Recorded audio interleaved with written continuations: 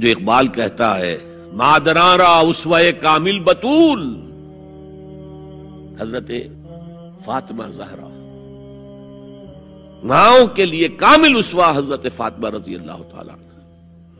آسیہ گرداں و لب قرآن سرا، وہ چکی پیستی تھی اور زبان سے قرآن پڑھتی جاتی تھی۔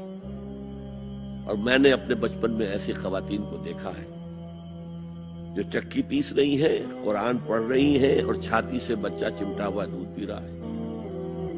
اب وہ جو دودھ اس بچے کے حلق میں جا رہا ہے، پیٹ میں جا رہا ہے، اس کی کیا تاثیر ہوگی؟ بطول باش و پنہا شو ازی عصر کہ در آغوش شبیر بگیری، اے مسلمان عورت بطول بن جا، زہرا بن جا، اور اس عصر سے پنہا ہو جا، چھپ جا، علیحدہ ہو جا، تاکہ تیرے آغوش میں حسین جیسا بچہ پیدا ہو۔ یہ پہلا ہے حجاب، سیگریگیشن آف سیکسز۔ میں نے ضیاء الحق صاحب سے کہا تھا، کیونکہ ان کی شورا میں شمولیت کی میں نے جو ہے دعوت قبول کر لی تھی، مشورہ دینا ہے۔ میں اپنے مسجد کے ممبر سے بھی مشورے بھی دیتا ہوں، تنقیدیں بھی کرتا ہوں۔ جیسے انگریزی کا محاورہ right from the horse's mouth, تو right into the horse's ears کچھ کہا جا سکے تو اچھی بات ہے۔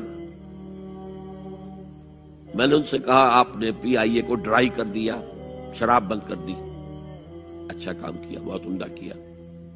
دنیا تو یہی کہے گی نا کہ دقیانوسی ہیں، چلیے برداشت کریں، لیکن یہ ایئر ہوسٹسز جو جاتی ہیں کرو کے ساتھ اور دو دو ہفتے باہر رہتی ہیں، یہ کون سے اسلام کی روح سے جائز ہے؟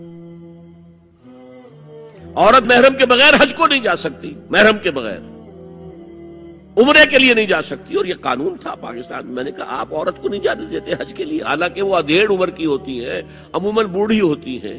ہمارے ہاں جوانی میں کون کرتا ہے حج؟ بہت شاذ۔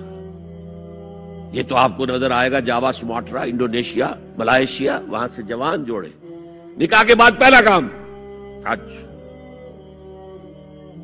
ہمارے ہاں سے تو بڈھے ٹھیرے گئے ہوئے ہوتے، اور پہلے زمانے میں تو ان کو رخصت کر دیتے تھے کہ بس رخصت ہی ہو جائیں گے، یہ واپس نہیں آئیں گے اب۔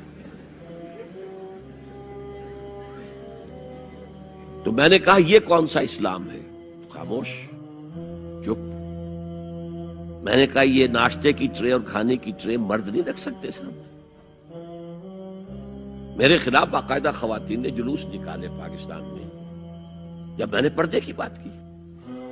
گورنر سندھ کی بیوی جو ہے اس نے لیڈ کیا جلوس کو۔ میں طالبہ کیا کہ ان کی ٹیلی ویژن کے اوپر جو ہے ان کا سامنے آنا بند کیا جائے۔ میں نے کہا ٹھیک ہے۔ بدا الاسلام غریبا ویسعود کما بدا فطوبی للغرباء۔